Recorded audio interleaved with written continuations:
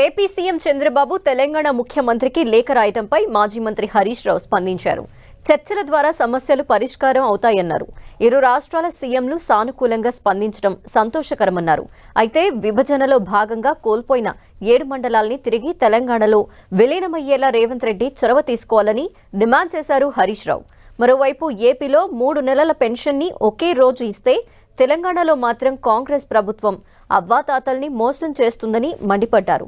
ప్రభుత్వం 2 నెలల పెన్షన్ బకాయి పడిందన్నారు హరీష్ రావు. ఆంధ్రప్రదేశ్ ముఖ్యమంత్రి గారు చంద్రబాబు నాయుడు గారు రాష్ట్ర విభజన సమస్యల మీద చర్చించడానికి మన ముఖ్యమంత్రి గారికి లేఖ రాసినట్టుగా పత్రికల్లో చూశాం. సంతోషం. ఏదైనా చర్చల ద్వారా సమస్యలు పరిష్కరించుకోవాలి. అయితే మన రాష్ట్రానికి సంబంధించిన అతి ముఖ్యమైన సమస్య, రాష్ట్రం ఏర్పడిన తొలినాళ్లలోనే 7 మండలాలను లోయర్ సీలేరు పవర్ ప్రాజెక్టును ఆ రోజు అన్యాయంగా ఆంధ్రప్రదేశ్లో కలిపారు. రాష్ట్రం ఎంతగానో నష్టపోయింది. మరి రేవంత్ రెడ్డి గారు ఈ విషయం మీద చొరవ చూపాలి. ఎందుకంటే ఈరోజు మీ గురువుగారు అనద్దన్నాడు కదా, ఈయన సహచరుడు, మీ సహచరుడు ఈరోజు ఆంధ్రప్రదేశ్ ముఖ్యమంత్రిగా ఉన్నారు.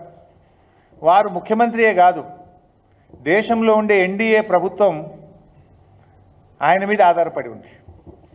ఎన్డీఏ ప్రభుత్వం, బీజేపీ ప్రభుత్వం ఆయన మీద ఆధారపడి ఉంది. సో రేవంత్ రెడ్డి గారు చొరవ చూపాలి.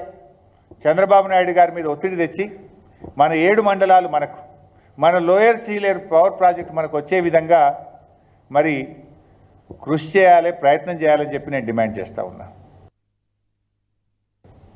పక్కనేమో చంద్రబాబు నాయుడు గారు 4,000 పెన్షన్ ఇచ్చిండు, పాత బకాయిలు కలిపి 7,000 పెన్షన్ 1వ తారీఖు అందించిండు. ఆయనేమో 1వ తారీఖు 7,000 ఇస్తే నువ్వు 4,000 చేస్తా అంటివి, 4,000 చేయకపోతివి, ఇచ్చే 2,000 2 నెలల నుంచి ఎగబెడితివి. ఎన్నడిస్తావు? అవ్వాతాతలకు బకాయి పడ్డ 2 నెలల ఆసరా పెన్షన్ను వెంటనే విడుదల చేయాలని చెప్పి ఈ ప్రభుత్వాన్ని డిమాండ్ చేస్తూ ఉన్నా.